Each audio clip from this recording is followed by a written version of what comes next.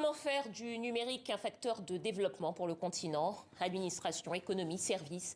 Comment hâter la transformation digitale et combler le fossé entre ceux qui n'ont pas accès à Internet? Mohamedou Diallo, bonsoir. Bonsoir Dominique. Bienvenue au journal Afrique de TV5 Monde. Alors vous êtes le fondateur des Assises de la transformation digitale en Afrique. La prochaine édition, ce sera le 19 et le 20 mai prochain, c'est-à-dire vendredi, samedi prochain. Comment ça se passe? Quel est le programme et qu'est-ce qu'on va y voir? Alors, merci beaucoup pour l'invitation. Donc, nous allons faire la 12e édition des Assises de la transformation digitale que nous organisons depuis une douzaine d'années. Cette année, ça passe à Madagascar. Donc, nous allons réunir tout l'écosystème de la transformation digitale en Afrique pour, pendant 2 jours, évoquer un sujet crucial qui est le capital humain. Parce qu'aujourd'hui, si on a les infrastructures, on a l'argent, on a tout ce qu'il faut. Si on parle de capital humain, je pense qu'on rate un cloche. Donc là, fondamentalement, donc, on va vers ces Assises de la transformation digitale pour justement parler et évoquer ensemble sur les enjeux de la transformation digitale, vu du point de vue du capital humain. Voilà, donc c'est sur 2 jours de conférence qui va réunir tous les acteurs. Quand vous parlez du capital humain, vous parlez des acteurs, du développement, enfin du numérique, mais aussi de monsieur et madame tout le monde. Qu'est-ce qu'ils peuvent faire pour hâter, pour améliorer ce processus de transformation digitale de notre continent? Alors, donc, quand on parle de capital humain, donc, fondamentalement, on parlera de formation. Donc, l'enjeu qui est important aujourd'hui, on a un déficit en capital humain, on a un déficit en matière de talent. Donc, il va falloir former davantage des compétences, que ce soit des hommes et des femmes, dans le domaine de la transformation digitale. Quel type de formation, par exemple? Donc, on a besoin des ingénieurs, donc on a besoin des data scientists, parce qu'aujourd'hui, de plus en plus, on parle de l'intelligence artificielle, on parle du traitement des données, donc du numérique. Et aujourd'hui, on parle également d'un sujet crucial qui est la cybersécurité. Et aujourd'hui, que ce soit en Afrique ou partout dans le monde, on a un déficit de talent.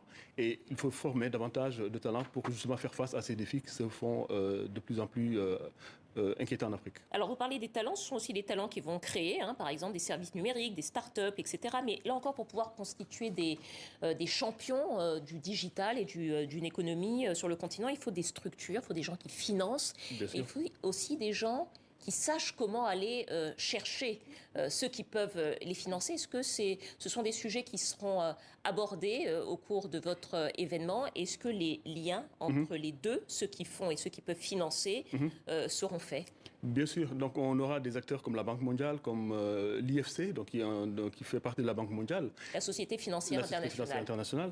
On aura également des startups, parce que, comme vous le savez, les startups africaines ont levé plus de 4,5 milliards de dollars l'année dernière. Donc, ce qui est une performance, donc plus de 5% de plus par rapport à l'année d'avant. Et donc, ils font la fierté de l'Afrique. On voit de plus en plus émerger des entreprises, des pépites dans le domaine de l'innovation.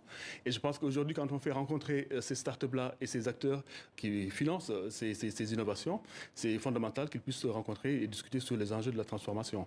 Et aujourd'hui, on est ravis de voir, il y a aujourd'hui plus de 100 startups qui ont levé au moins 1 million de dollars l'année dernière. Et je pense que ça va progresser de façon significative dans les années à venir. Alors, le numérique peut aussi être un levier de développement, notamment pour les démarches administratives. Le Bénin rêve de devenir la plateforme numérique de l'Afrique. C'est un objectif qui passe notamment par la dématérialisation des démarches en ligne qui a été initiée dans ce pays depuis 2020. Et donc aujourd'hui, plus de 150 services administratifs sont disponibles en ligne. Et une soixantaine sont même à 100% dématérialisés. Mais sauf que dans un pays où 75% de la population n'a pas accès à Internet, eh bien, cette révolution risque d'accroître les inégalités. On regarde le reportage d'Emilien David. Ces démarches administratives, Joril Jospin les fait désormais depuis chez lui. Ce jour-là, en quelques clics sur Internet, il obtient un extrait de son casier judiciaire. C'est révolutionnaire. J'entre juste là, maintenant j'ai juste mon date de naissance, je fais juste la photo, j'envoie. Avant, il fallait aller à la mairie, que tu attendes des heures, voilà, tu viens un peu en retard, il y a déjà une longue file d'attente qui t'attend. Depuis 2020 au Bénin, 62 services sont ainsi 100% dématérialisés. Impossible donc de les faire en mairie. Mais selon la Banque mondiale, seuls 26% des Béninois ont accès à Internet. Alors le gouvernement a mis en place 43 points numériques communautaires à travers tout le pays, comme ici à Dassa. Bonsoir monsieur. Dans ce centre, des ordinateurs et une connexion Internet sont à la disposition du public. Et les bénéficiaires peuvent se faire accompagner dans leur démarche. Une aide indispensable pour Armand Wambo. Monsieur, ici nous allons entrer votre nom. Toutes ces choses qu'on peut faire sur Internet, c'est surtout bien pour les intellectuels. Mais pour les illettrés comme moi, c'est impossible. Si personne ne m'apprend comment faire, je ne peux pas me débrouiller. Selon la Banque mondiale, moins d'une personne sur deux est alphabétisée au Bénin. Alors, avec la dématérialisation des services, beaucoup se sentent écartés. D'autant plus si, comme Armand Wambo, ils habitent dans un village dépourvu d'infrastructures. Regardez notre village. On n'a pas d'eau, pas d'électricité et encore moins de connexion Internet. Comment voulez-vous qu'on fasse? On nous oblige à faire beaucoup de routes pour trouver de l'aide. Le gouvernement nous oublie complètement. Les autorités annoncent même vouloir poursuivre la dématérialisation des démarches administratives. Plus de 150 services en ligne sont actuellement développés.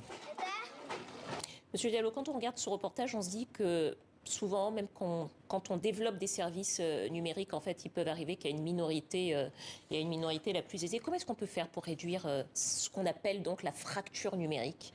Tout à fait, il y a un gap qui est là. Il va falloir investir davantage sur les infrastructures pour donner accès à des gens qui sont dans le milieu rural, des infrastructures nécessaires donc à accéder à Internet. Aujourd'hui, on le fait avec le mobile. Donc à travers le mobile, on arrive aujourd'hui à donner accès à beaucoup de milliers de personnes dans les zones urbaines. Je pense qu'il y a des efforts à faire davantage pour donner cette connectivité-là. Également, il y a le coût. Aujourd'hui, dans certains pays, on a la connexion haut débit qui peut-être va coûter l'équivalent d'un salaire mensuel pour l'abonnement. Donc c'est des choses très importantes qu'il va falloir travailler davantage. Alors justement, à ce sujet, il y a le plus long câble sous-marin au monde qui a été inauguré le 8 novembre à Marseille. C'est le câble 2 Africa qui doit permettre au continent africain d'avoir un meilleur accès à Internet. On en est où et à partir de quand est-ce que grâce à ce câble, les Africains seront mieux connectés? Tout à fait. Donc il y a les pays enclavés, donc il y a les pays qui sont sur la côte, qui ont accès à ces câbles de fibre optique haut débit. Ça arrive par la mer. Ça arrive par la mer. Et donc ces pays-là ont accès à ces câbles haut débit. Et donc le temps que ça arrive dans les zones beaucoup plus enclavées, ça prendra un peu de temps. Et puis également, il y a le problème du coût d'accès à ces infrastructures qui est très important, qu'il faudra également résoudre. Donc ça nécessite encore davantage des investissements beaucoup plus importants. Mais la transformation digitale est en marche. Merci beaucoup, Mouhamadou Diallo, fondateur des Assises de la transformation numérique en Afrique. Un dernier mot peut-être sur ces assises. Il y aura également le Conseil des ministres du numérique africain qui s'y tiendra.